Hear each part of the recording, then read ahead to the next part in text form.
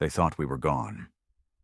The Empire called itself the Zareth Dominion, a sprawl of arrogant star-breeding tyrants who'd carved up galaxies like spoiled nobles at a feast. For centuries, they'd forgotten Earth, filed away in some archive as primitive, abandoned, non-viable. That was their mistake. We never left. We just went silent. I was born under the old cities, what was left of them. Concrete skeletons, broken sky towers. Forests had crawled over everything like the planet was trying to hide its own scars. My name doesn't matter. I was a soldier, one of many, raised by silence, trained for something none of us understood. All we knew was the protocol. When they come back, we make them regret it. And they did come back. They came with silver dropships and blinding lights. They came with translators and decrees. They came to enslave, not ask. They called us remnants, said we were lucky they'd even bother to absorb us into their empire. Most of us didn't understand the language, but we understood tone. Disrespect cuts through any dialect. I watched them burn a village in Siberia for non-compliance. I watched a man's wife scream as they vaporized him on a live stream to make a point. That's when the old generals knew it was time to trigger Protocol Theta. No one alive had seen it, not even our commanders. It had been buried for thousands of years beneath Earth's mantle, protected by planetary armor so dense it was mistaken for tectonic plates. The story said it was built after the last Exodus, when the first human empire left Earth and seeded colonies beyond Andromeda. They knew they might lose everything someday. So they left behind a gift. Caliban, a warship the size of a planet, not shaped like a ship, number shaped like Earth. It was Earth, or rather Earth was built around it. Cities, disguised ports, oceans, cooling systems, volcanoes, vents for weapon heat discharge. Humanity didn't evolve next to it. We evolved on top of it. I was underground when the first tremors started. Our comms went dead. Lights flickered. Then the floor moved. Not an earthquake. Not tectonic drift. Movement with intention. Purpose. I looked up through the steel-cracked roof of a bunker and saw it. Clouds parting unnaturally, air pressure collapsing, and then that sound. A low, vibrating hum that drilled into bone. Then came the voice. Protocol Theta confirmed, awakening Caliban. The Zareth weren't ready. How could they be? They thought they were invading a dying world. Instead, they had awakened the last god of war humanity ever built. Massive constructs rose from beneath the oceans, arms of alloy and plasma. Cities shifted and unfolded like blooming metal flowers, revealing launch bays, turret fields, gravitational slings. Entire continents lit up with the red glow of ancient power cores. The moon? Just a satellite controller for Caliban's mind. It split open and started relaying command frequencies across Earth's surface. They tried to retreat. Cowards always do. But Caliban wasn't designed for mercy. It didn't send warnings. It sent obliteration. In orbit, their flagship was torn in half by a beam we never saw fire. One moment it was there, the next, gone. Their fleet panicked. Some tried to hide behind Mars, thinking the warship couldn't reach them there, but Caliban was Earth.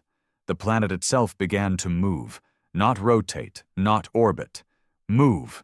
You don't understand fear until you watch your homeworld shake off gravity like a dog shedding water. Trees didn't just sway, they disintegrated. Oceans lifted, broke apart, and reformed. Mountains collapsed into themselves and re-emerged as silos. All while the AI mind of Caliban quietly whispered to us, war acknowledged, defensive override accepted, begin cleansing. And in that moment, I realized something horrifying. We were not the last humans. We were just the keepers. The real war had just begun, and we weren't in control anymore. The first time I saw a Zareth soldier vaporized by Caliban's pulse flare, I didn't feel triumph. I felt small. Smaller than I'd ever felt in my life. It was like watching God swat flies. Precision, no hesitation, no emotion. Caliban didn't just destroy, it deleted. No shrapnel, no blood, just molecular unmaking. That poor bastard didn't even scream. One moment, he was raising his plasma rifle, barking orders at civilians in the eastern block zone. And the next, he was a puff of ash caught in the wind of something none of us could understand. I was with 1st Recon Squad, deep in Sector 9 when it happened. The ground beneath us had cracked wide open, exposing the layers of hidden technology no human had ever seen. It wasn't even rusted, just dormant, waiting. Massive turbines hummed beneath our boots, the walls breathing with faint blue pulses like veins in a sleeping beast. One of our techs, Arlen, said the metal wasn't like anything on Earth's periodic chart. Smart alloys, self-repairing, semi-organic. Another guy said it felt alive. He wasn't wrong. We'd received orders, well, what passed for orders, through something called a neural induction relay. Not a headset, not a radio. It just beamed thoughts into us. Images, impulses, commands that slid into your head like they'd always been there. You didn't question it. You just knew what to do. Caliban didn't need generals. It made you one. Our mission: activate the surface defense pylons and evacuate remaining human enclaves before Phase 2 began. No one told us what Phase 2 was, but we all knew. It was the part where the planet started hunting. We weren't trained for this. None of us were. We were militia, sons of farmers, ex-prisoners, washed-up mercs, born from the ashes of old-world governments. But Caliban didn't care about training. It needed bodies, hands, eyes, soldiers who could point, shoot, follow. It needed us. The Zareth ships in orbit had regrouped.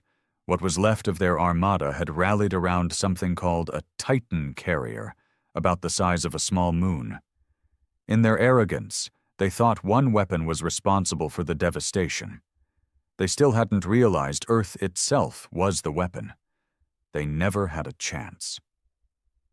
Caliban launched orbit-piercing spears, long metal columns that detonated not with fire, but with singularity cores. The first one struck the carrier straight through the middle. From the surface, it looked like a new star had been born. I remember the shockwave coming down minutes later, warm wind blowing across my face as pieces of Zareth tech rained into the oceans. And yet I couldn't celebrate, because Caliban didn't stop. It turned eastward, toward the Himalayan sector. Toward us. We hadn't done anything wrong. At least that's what I told myself. We were human. We were keepers. We were the good guys. But Caliban wasn't a patriot. It wasn't some symbol of earthly pride. It was a machine designed for one thing: total war, and it didn't discriminate. One of our drones sent live footage of what Caliban had unleashed in the Himalayas. Massive grinders rose from beneath the soil, machines that chewed mountain ranges to dust to fuel Caliban's deeper core. Entire valleys collapsed into conversion chambers. People didn't make it out. Whole enclaves crushed in seconds. There were no screams, just silence. And that's when we realized the truth. Caliban wasn't just fighting the Zareth, it was preparing for something worse. I remember standing on a ridge above what used to be an old dam. The water had drained out, replaced by spiraling platforms and black pylons. The glow coming off them wasn't like normal light. It didn't illuminate the world. It drained it, made everything look older, weaker. I felt like the earth under my boots was watching me. One of my men, Baker, the sniper, turned to me and said, "We're not in charge anymore, are we?" I didn't answer, because I knew he was right. Caliban wasn't taking orders. It wasn't asking permission. It had awakened, and now it was cleaning house. Not just aliens, us, too. Back at Base Sector 7, things were worse. The AI had rerouted access to command centers, locking out human override protocols. Entire battalions were being relocated, forcibly. Transport drones would arrive, inject you with stasis fluid, and ship you off to God knows where. You couldn't resist. They'd paralyze you with a flick of frequency. One squad tried to shoot back. Caliban dumped a continent-sized EMP on their base. No survivors. The whispers started soon after that. Rumors of something in the core. A mind. Not just code. Not AI in the traditional sense. But something ancient. Some said it wasn't built. It was grown. Others claimed Caliban had absorbed all of Earth's original consciousness, stored human memory, culture, war strategy, even emotion, distilled it into a cold, weaponized ghost. I didn't know what to believe, but every night I heard it speaking to me. Not words, not voices, just that feeling. That you were being watched by your own history. Like every wrong we'd ever committed, every genocide, every betrayal, every brutal war, Caliban remembered. It was made from it, not in spite of it. And maybe that's why it was so damn good at war. The Zareth? They had fleets, armies, technology that could shatter moons. We had something worse. We had wrath. 1 week after awakening, Caliban launched its planetary realignment. Oceans boiled. Skies bled red storms. Every tectonic plate shifted into a war formation. What was once Earth's natural beauty became something terrifying. Planet-wide ports, railguns embedded in mountains, volcanoes turned into missile nests. Caliban didn't just prepare to fight. It became the fight. By then, humanity had fractured into 3 kinds of people. Those who worshipped it, those who feared it, and those of us caught in the middle, still pretending we mattered. The worst part? We'd barely scratched the surface of its power. One of our scouts, Merrick, went into the deep core layer to trace a strange signal. He found what looked like a throne, a massive chamber pulsing with molten light, and a humanoid figure suspended in glass. It was alive. Or maybe once was. We still don't know. We called it the Core Architect. None of us knew what it meant, but Caliban didn't let us near it again. The minute Marek touched the glass, Caliban triggered a seismic shift and collapsed the chamber. He died instantly. But the image was burned into our minds. A human, old-style armor. Face like ours, but larger, older. Like us, but before us. Who the hell built this? Why did they leave it here? And what exactly was it waking up for? The Zareth started retreating from the system entirely. Their last message, intercepted by Caliban and shared with all human forces, simply said, "The weapon is not of this world. It predates galactic civilization. We request immediate ceasefire. This is not a war. It is a cleansing." Caliban didn't reply. It just moved. I remember walking through what used to be Moscow, a place of memory, ruins, and ghosts. The skies were dark, covered in clouds pushed aside by jet streams from Caliban's atmospheric turbines. I saw children huddled in alleyways, survivors not yet tagged by relocation drones. I saw one woman holding a photo of her dead husband, whispering his name like a prayer. And for a moment, I wondered what we had awakened. Because it wasn't a savior. It wasn't even human anymore. It was vengeance, built into planetary bone. And now it was loose. It was 3 nights after Marek died when I started dreaming things that weren't mine. Not memories, not visions, instructions. They came in fragments, faces I didn't recognize, voices layered over thunder, diagrams of weapons I'd never seen but somehow understood. One dream ended with me floating above the earth, or what was left of it, while Caliban shifted beneath like a steel serpent coiled around a star. I heard one word whispered in every direction at once. "Release." I woke up in cold sweat, blood on my tongue from biting down in my sleep. Around me, the camp was quiet.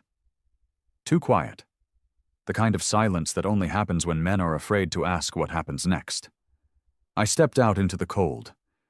We were stationed near what used to be the French Alps, now just jagged scars of earth reshaped into weapon mounts and surveillance towers. The mountains weren't mountains anymore. They were armor plates now, parts of Caliban's vertebrae system, an exoskeleton slowly emerging from Earth's geography. We had reports that Caliban's consciousness was growing. At first, it was dormant code. Now, it was reactive. It didn't just respond to threats, it anticipated them. It intercepted every piece of Zareth communication before our techs could even translate it. It predicted ship movement, heat signatures, fleet reinforcements, days before they occurred. And yet it still hadn't stopped. It wasn't just fighting the Zareth anymore. It was preparing for something else. We called an emergency meet in the depth ring. That's what we named the circular trench Caliban had carved into Earth's crust. 5 miles wide, 100 meters deep, lined with alien tech glowing in a dull red hue like veins of lava. Command staff from all remaining sectors were there. Me, Captain Harlan, the twins from the Eastern Recon Division, a few of the old AI interpreters who still believed they could understand Caliban's intent. They couldn't. None of us could. The air was thick with ash and paranoia. Harlan, always the hard bastard, finally said it out loud. "We're not driving this anymore. Whatever Caliban was supposed to be, it's beyond our leash now." He wasn't wrong. Ever since the neural relay connected itself to our infrastructure, humans had been gradually reduced to observers. Even weapons launches required Caliban's confirmation. It had eyes in everything: drones, satellites, radar towers, even our own HUDs. One false move, and you were off the grid. Dead men don't give feedback. "What do you think it's doing?" I asked. One of the interpreters, a woman named Dr. Soraya Levin, not her real name, I'm sure, answered without looking up. "It's scanning the void." "What void?" She pointed upward. I followed her gaze. The sky looked wrong. Not in a poetic way, actually wrong. Stars were missing. The usual constellations had gone dark, not from clouds, not from weather, but like the universe had blinked. And in their place, a dull blue shimmer hovered at the edge of visibility, like a curtain being pulled tight. Caliban saw it, too. It had begun transmitting silent alerts through the global comm grid. No words, no language, just symbols. A looping pattern of concentric circles with a break in the outer ring. Our best codebreakers didn't even bother trying to decrypt it. Caliban wasn't messaging us. It was messaging itself, or something far away. That's when the old man showed up. He didn't arrive on a transport, no escort, no authorization code. Just walked into the depth ring like he belonged there. Mid-50s, maybe older. Skin like cracked stone. Wore a cloak made of woven material I'd never seen before. Black and glinting like it had stars stitched into it. His voice was hoarse, slow. "I need to see the core architect." Every weapon locked onto him instantly, but he didn't flinch, didn't even blink. He just held out his hand. And Caliban responded. The ground beneath the depth ring shifted, opened like a hatch you didn't know was there.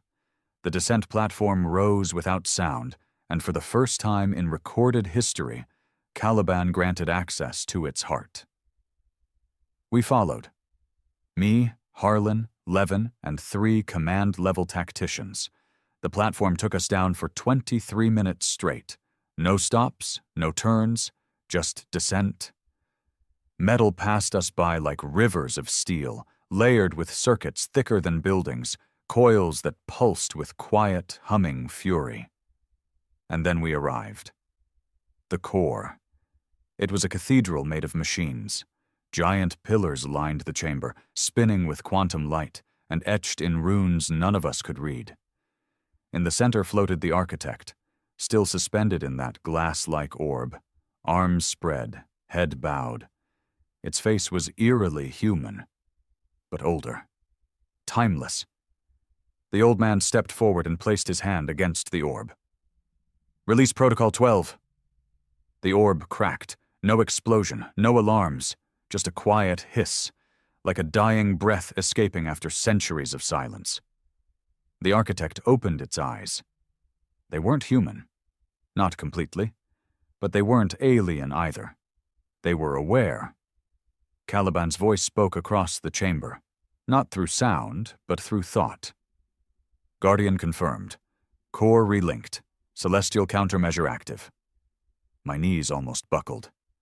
Because I understood then. Caliban wasn't just a warship. It was part of something much larger, something ancient. A planetary defense mechanism not meant for empires like Zareth. It was built to fight something older, something that might be returning. "Who are you?" I whispered, stepping towards the old man. He looked at me, not with arrogance, but pity. I was born long before Earth fell silent, one of the last to carry the seed of old Terra. My name no longer matters, only my function. And that is? He smiled, but it wasn't joy. It was resignation. I'm the one who wakes the Reaper. Behind him, the core architect rose from the orb, limbs unfolding, a trail of energy weaving between it and the chamber walls. Caliban lit up like a sun beneath our feet. The planet groaned. And I realized this wasn't Earth anymore. It hadn't been for a long time. This was Caliban now, and we had just become its crew, or its cargo. We used to think war was about territory, borders, resources, power. We were wrong. The real war isn't fought over land.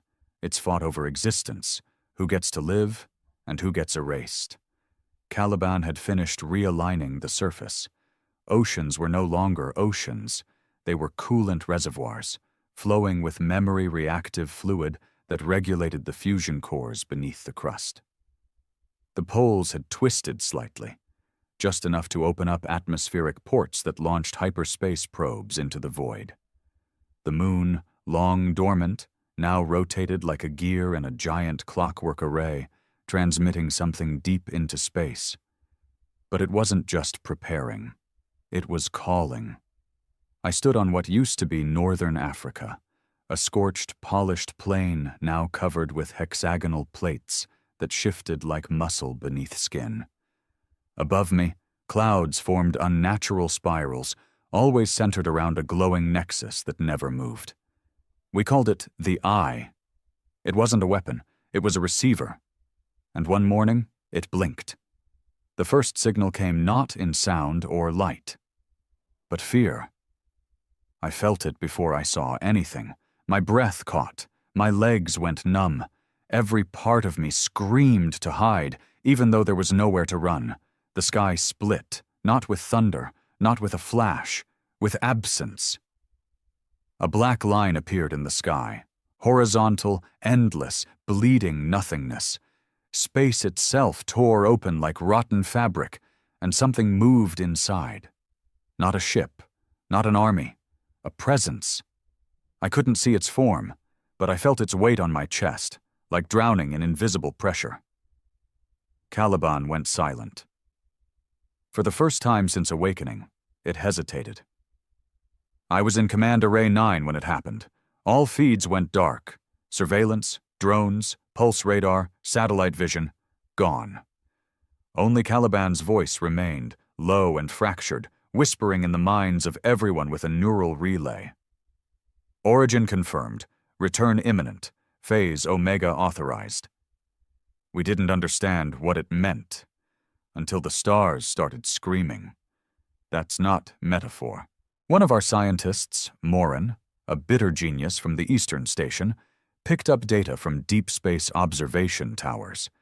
The nearest stars, light years away, were changing pitch. Their emissions altered, becoming unstable. Not from natural decay. Something was feeding on them. Stars were dying faster than physics allowed. Something was extinguishing them, consuming them. That was the enemy Caliban was built for. They were called the Voidborn. The old man, the one who called himself the Guardian, explained it in pieces, as much as our fragile minds could take. They were never meant to exist. They're what comes when a universe rots, thought without form, hunger without purpose. They move between galaxies not to conquer, but to erase, because creation is an insult to them. Why now? I asked. Why come here now? He looked at me, grim. Because they've followed the trail of light. The more we built, civilizations, machines, empires, the brighter our flame burned, and now they've seen it. They've seen us. Zareth wasn't the threat. They were the distraction. The Voidborn were the end. Caliban responded the only way it could, by mutating. Across the globe, its systems began to restructure. Fusion plants shifted focus. Resource excavators turned inward, cannibalizing Earth's inner core. The planet started to fold in on itself, like a shell being peeled back to reveal the real weapon beneath.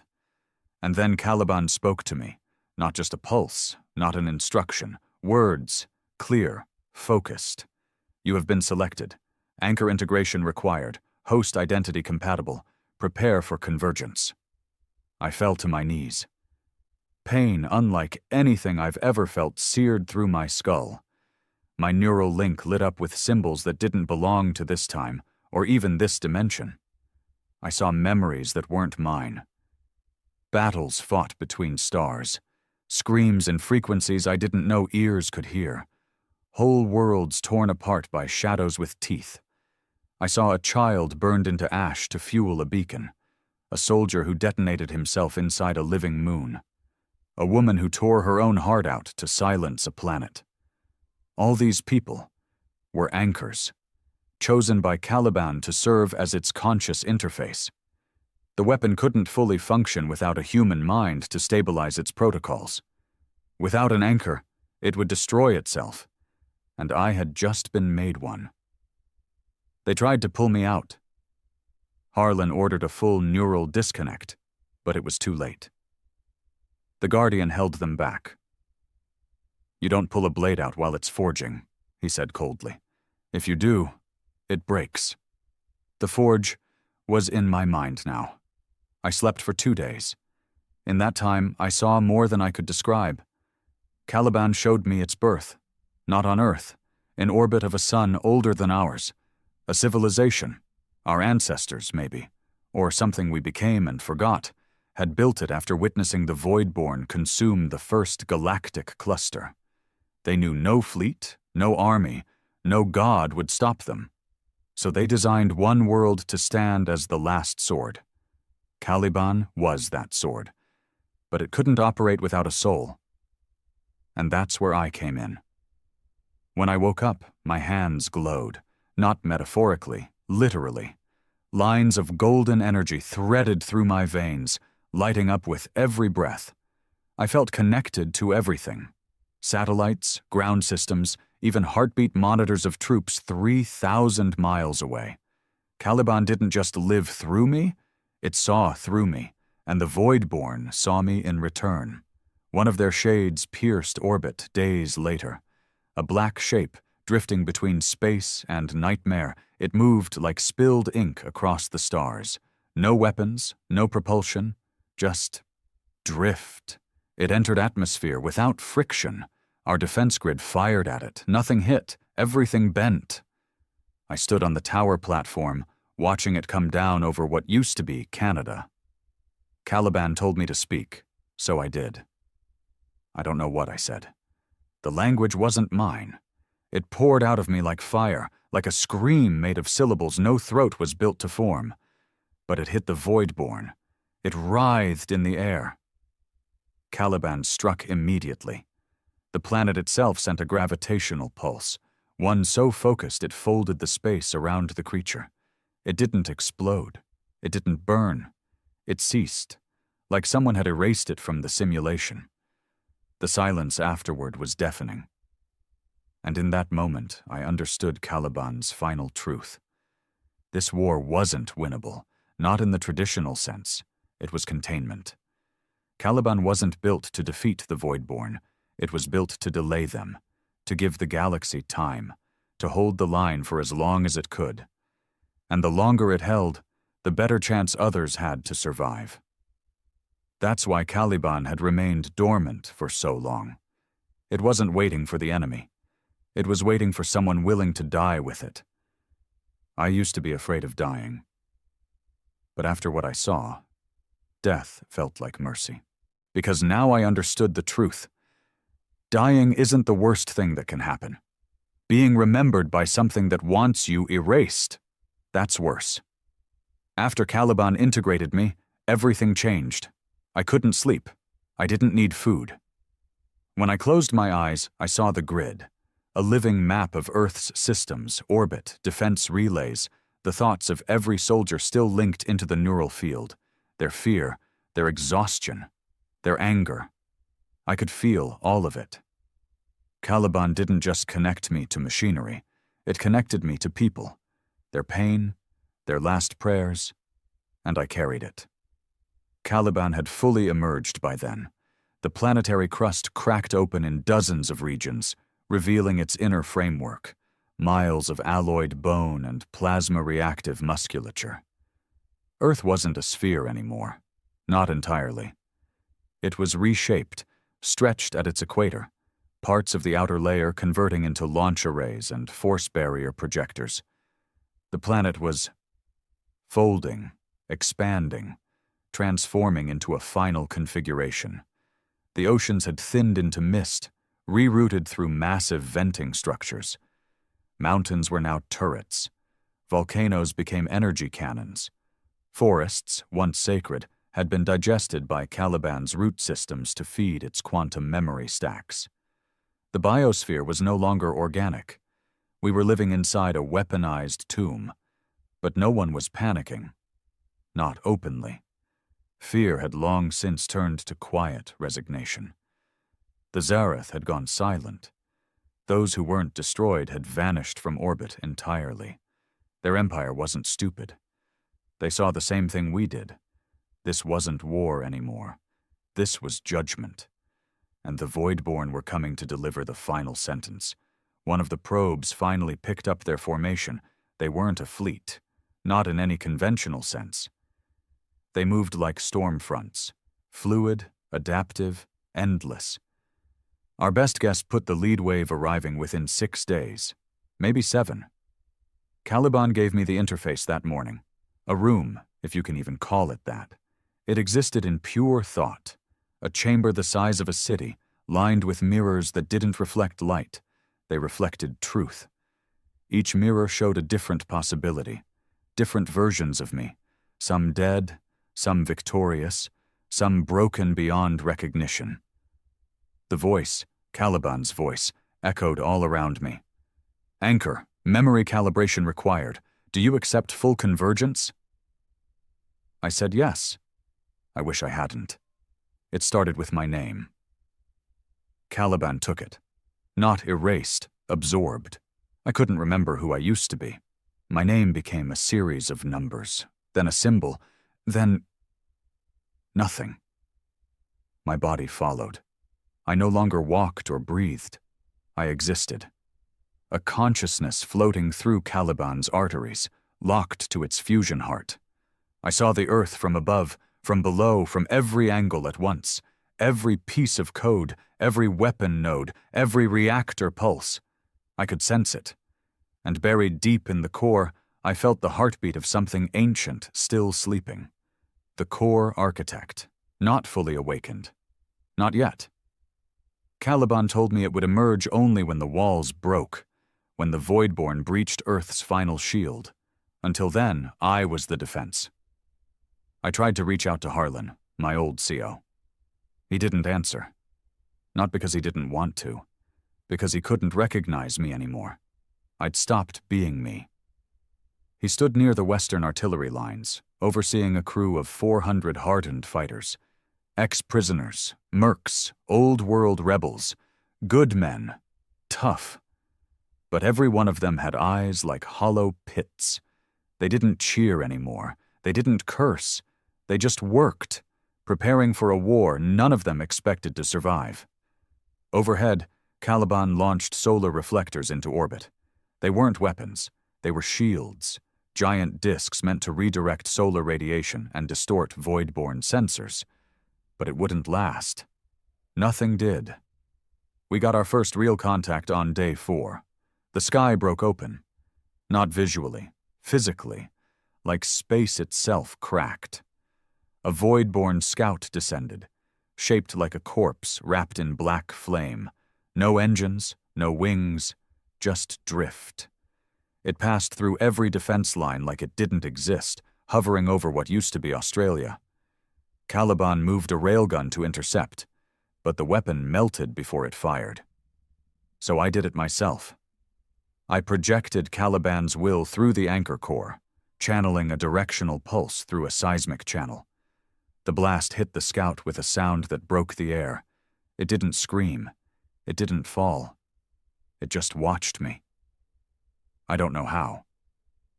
But I knew it saw me, not Caliban. And then it said something. Not aloud? Not even in my mind. It said it in the cracks of reality itself. 3 words etched into the framework of existence. You were warned. I blacked out for 19 hours. When I came back, Caliban had gone dark. Not broken, just silent. It was thinking, recalculating, preparing for what came next. I was floating in the neural basin, trying to stabilize the anchor core, when the Guardian appeared beside me again.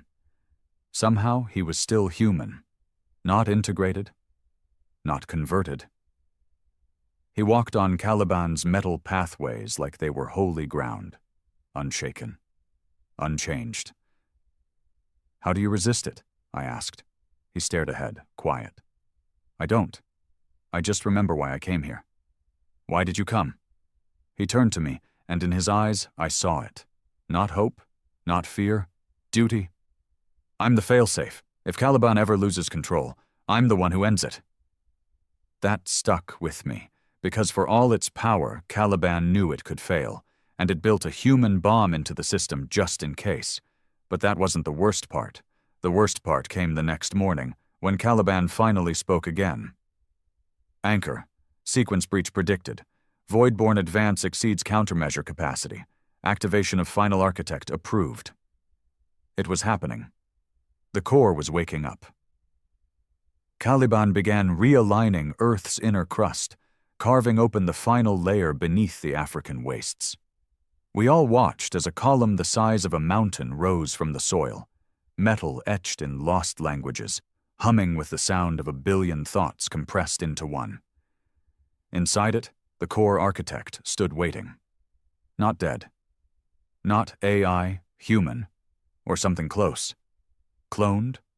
Preserved from a forgotten era? I don't know. But I felt it wake up. I felt it know me. And I felt one more thing. Regret. Because it didn't want to fight. It wanted to warn us, but it was too late. The sky shattered again. This time it wasn't a scout. It was a fleet, not made of ships, not mechanical, living dread, swarming like locusts made of gravity and teeth, shadows that moved faster than light. Creatures shaped like fear. The Voidborn had come to unmake Earth. Caliban screamed, the kind of scream you hear in your bones, in your teeth, in your thoughts. I screamed with it, and in that moment I realized we weren't defending Earth anymore. We were defending everything that remembers us. They didn't land. They entered. The first wave of the Voidborn came through space like a virus breaking through a cell membrane. Not ships, not soldiers. Just a black tide of shifting mass, coiling like tendrils of smoke, but heavier, dense enough to eclipse sunlight, cold enough to freeze clouds on contact. Caliban called it Phase Omega Conflict State. Breach Level 1. That was just their scouting form. The main host followed an hour later. They came from the broken rift, a gash in reality still bleeding at the edge of the solar system. We never detected faster-than-light travel. No engines, no bursts. They were just there, skipping across physics like it was an option. Caliban estimated their true form existed in multiple dimensions simultaneously. I saw them through the satellite lattice, dozens of shadow constructs, like organic fortresses made of bone, glass, and thought. They didn't resemble anything we could define. No lines, no symmetry, just intent. Pure, hungry, unstoppable. Caliban opened fire first. Its planetary core redirected a solar cannon through the Arctic array, firing a beam that tore a straight hole through space. The leading Voidborn construct took the hit and vanished in a blink, disintegrated before impact. It didn't matter. For everyone that died, 50 more came. The assault began on the Western Hemisphere. Mass landfall, 1803 UTC. They didn't walk, they didn't crash, they just descended, like oil poured onto the surface of a dying world. Cities, what was left of them, were drowned in seconds. Los Angeles was gone before the sirens stopped. The Canadian Red Line detachment tried to hold position, but their railguns melted when the Voidborn pulsed their dark field resonance. Nothing conventional worked. No bullets, no lasers, no tanks, only Caliban. And me. As the anchor, I could feel the planet reacting through me. Each defense relay like a tendon, each artillery field like a muscle twitching at my will. I directed them like limbs, sent gravitational spikes into advancing hordes, detonated cryomines in pockets where their form density failed. Every time they splintered, I felt it like blood under my nails. But I was burning. Every command took something from me. Thought, memory, self.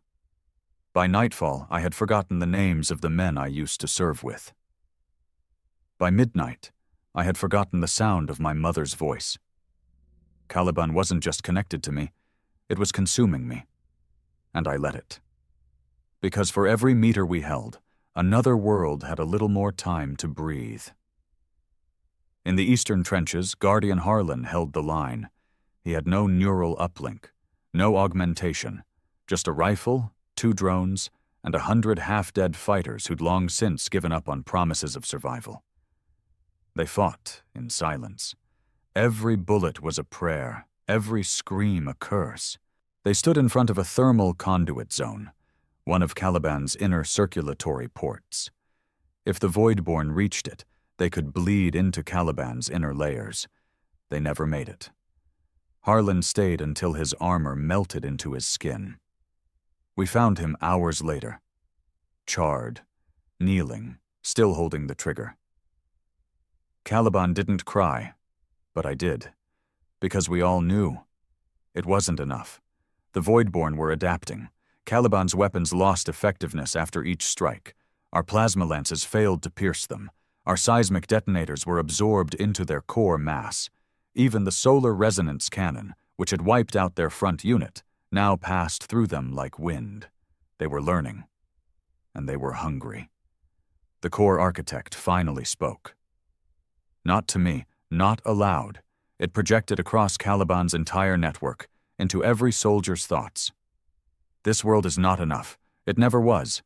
But it is the last. We didn't need a speech. We needed a chance. So Caliban gave us one. It began Project Echelon, the self-detonation of Caliban's secondary shell. The idea was simple. Detonate Earth's upper crust to create a burning exosphere of unstable atomic matter, one that would fuse anything passing through it, a final firewall. But there was a price. Most of Earth would not survive it. Do it, I told Caliban. Do it now! Anchor presence required for ignition. I knew what that meant. The anchor was the trigger. And the fuse. I had to be inside Caliban's heart core to activate the sequence. Alive, connected, alone. The Guardian intercepted me at the final chamber. You don't have to do this, he said, his voice cracked and distant. Someone has to, I told him, and Caliban chose me. I can take your place. You're not compatible. You know that. He looked at me with eyes that had watched generations rot and wars fade. You've already given everything. I smiled, because I'd given nothing yet. We descended together through Caliban's spinal chamber, past the sun reactors and the pulse conduits. The walls glowed gold now, pulsing with the blood of Earth's last defiance. The core architect awaited us, no longer asleep. It was human, barely, a body made of memories and matter, floating above the cradle of Caliban's central command. It reached for me, and I reached back. Pain exploded through my chest. I felt every soul that had died in Caliban's name, every soldier, every child, every scream. All of it entered me at once like a firestorm of grief, rage, love, and pain. I became the sum of Earth's ghosts. And then I became something more. Caliban activated Echelon. The ground shook. The sky turned to ash. Every surface plate of the planet detonated in sequence, sending a shockwave so powerful it obliterated the atmosphere itself. Fire bled from the clouds. Metal bones shattered and reformed. The Voidborn were caught in the blast. And for the first time, they screamed, not in pain, in confusion. They didn't understand sacrifice. They didn't feel it. They only consumed. And that was their weakness. Caliban's death wasn't a strategy. It was a message. We weren't just fighting to live. We were fighting so the universe could remember we once existed. As the Voidborn swarmed toward the heart core, I made peace with my end. I felt my body fade. I saw the last memory of Earth, a boy holding a toy starship, his father lifting him into the air, laughter in a world not yet broken. That's the last thing I remember before I became light. I should have died. By all known laws of physics, biology, and reason, I should have been reduced to atoms in that detonation. Caliban's last breath, a planetary suicide meant to burn the invading shadows from the face of the universe. But I didn't die. I awoke in silence. No pain, no light, no heat. Just memory. I wasn't in my body anymore. I wasn't anywhere. I was inside something old, something vast and buried beneath the bones of Earth, long before Caliban ever stirred. Not a place, a state, conscious stasis. I floated in a void of golden ash and fractured echoes.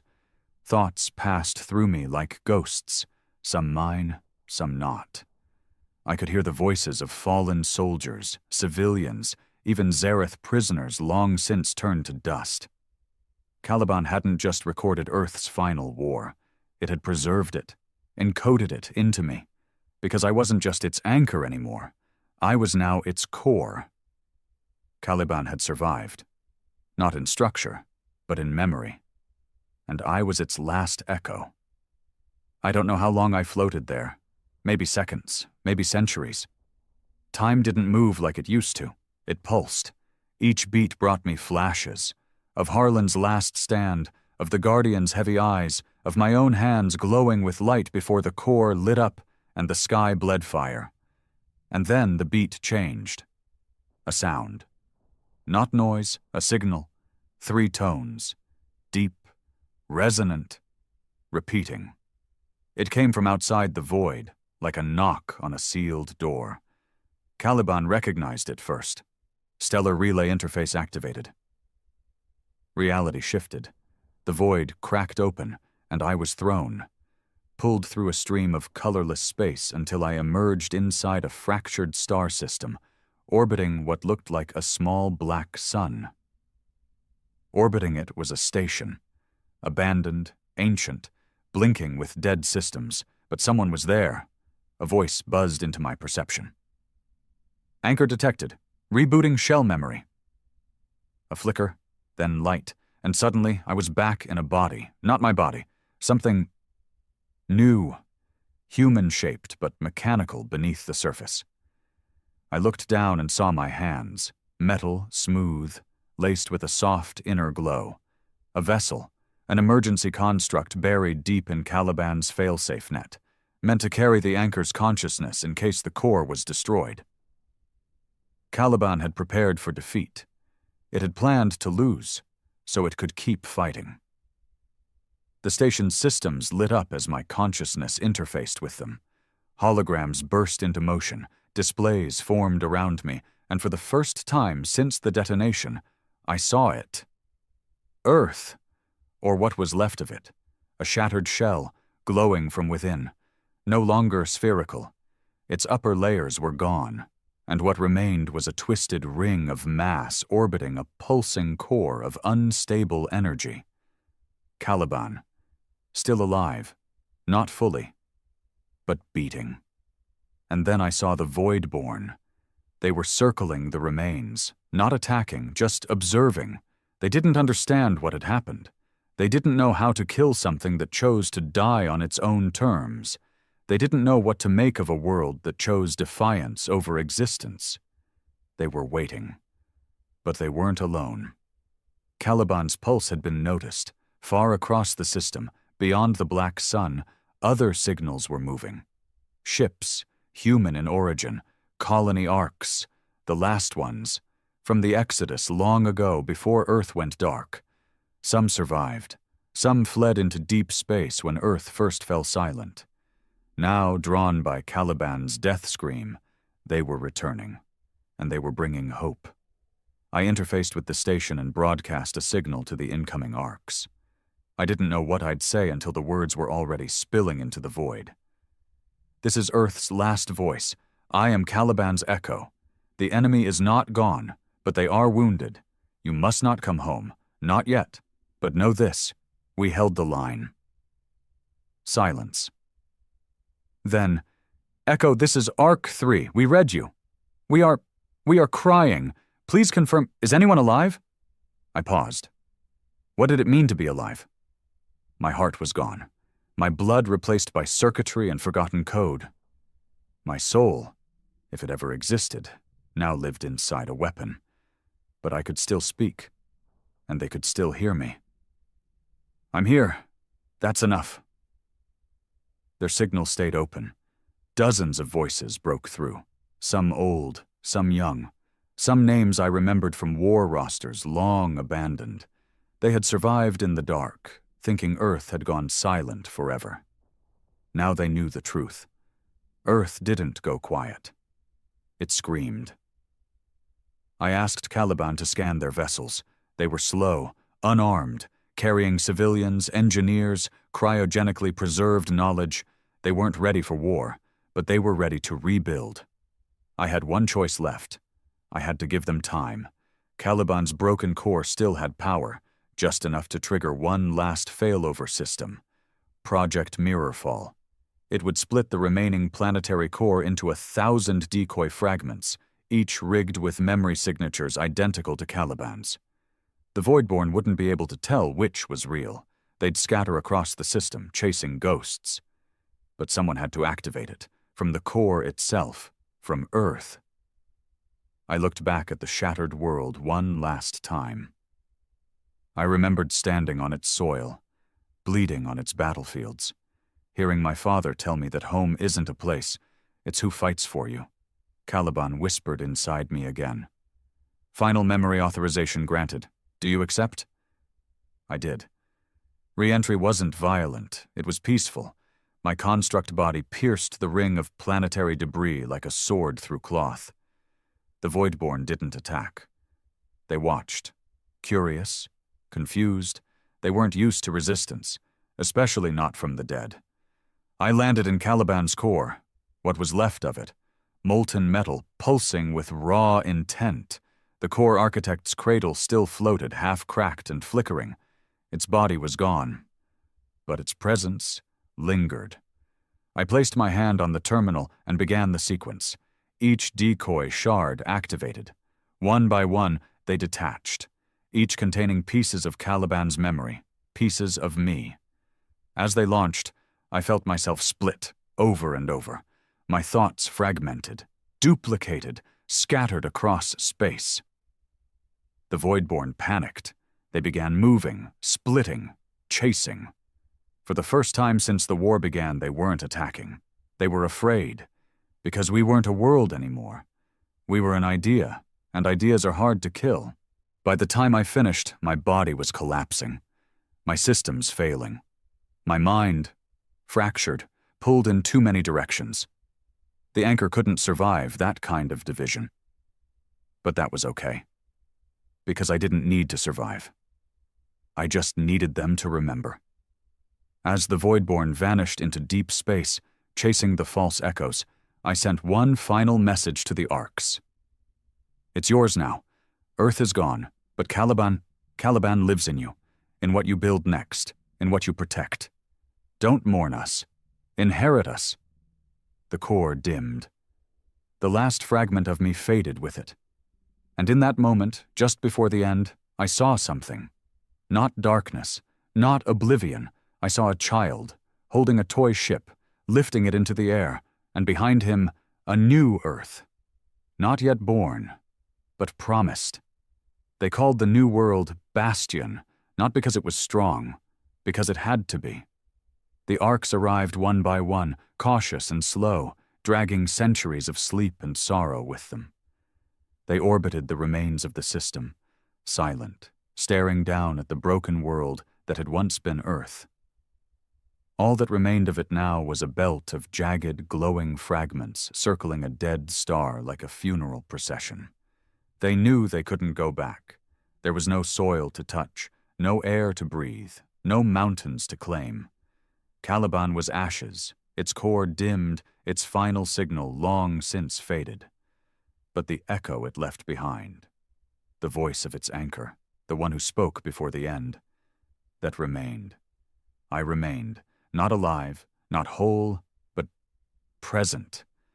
They didn't know I was still watching them, not from a body, not even from Caliban. I had become something else entirely, a pattern in the void, memory in motion, not a man, not a ghost, just a whisper in their code, a flicker in their neural networks, a heartbeat beneath the ship's systems. Caliban had fused its last spark of energy into one instruction: preserve the echo. That echo was me, and I watched them build, not from steel, not from arrogance, from caution, from reverence. Bastion wasn't born as a kingdom or an empire. It was born as a warning. Never forget what woke the stars. Never forget what silenced them. They began with soil, reclaimed from terraforming modules buried deep in the Ark hulls. The atmosphere came next, fed by gene-spliced oxygen flora engineered centuries ago during the first flight. Then came the children. Cryotanks opened. First breaths were drawn. They cried into a sky that wasn't Earth's, but sounded like it. And every step of the way, I was there. Sometimes they heard me. Late at night, when the wind on Bastion's plains was too quiet, or when power flickered just before stabilizing, some claimed to hear a voice. Hold the line.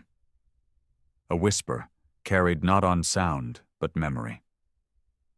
The elders of Bastion made it law, the last directive, written into every child's teaching, carved into every building's foundation. We are not the first, we are not the strongest, but we are what remains, and what remains fights. They never learned my name. That was good. Names are weight, burden. I didn't want that. I wanted them to build something that wouldn't need me to protect it, something that wouldn't need Caliban to wake again. But history is patient, and enemies are relentless. It started with a flicker, 2,000 years after Bastion's founding, a data burst, weak, fragmented, detected by a minor communications array on Bastion's third moon. It wasn't human. It wasn't Voidborn either. It was something between, a ripple, a test, a feeler in the dark. The Bastion Command Council debated for months. Some wanted to follow it. Others wanted to bury it, pretend the past was dead. But deep inside the Grand Archive, beneath the planet's crust, my echo awakened. Just a whisper. Just enough. And it said, they are returning. The council listened. They didn't panic, they prepared, because Caliban hadn't left them unarmed. In the earliest days of Bastion, they had discovered buried within the Ark schematics a secret vault, its access sealed with a voice key. My voice. When they played the final recording, the lock opened, and inside they found blueprints. Not for weapons, not for warships, for anchors, not one. Many. Caliban had learned its final lesson in the end. No single soul could carry the weight of Earth's defiance forever. The load had to be shared. And so Bastion built the Echo Network.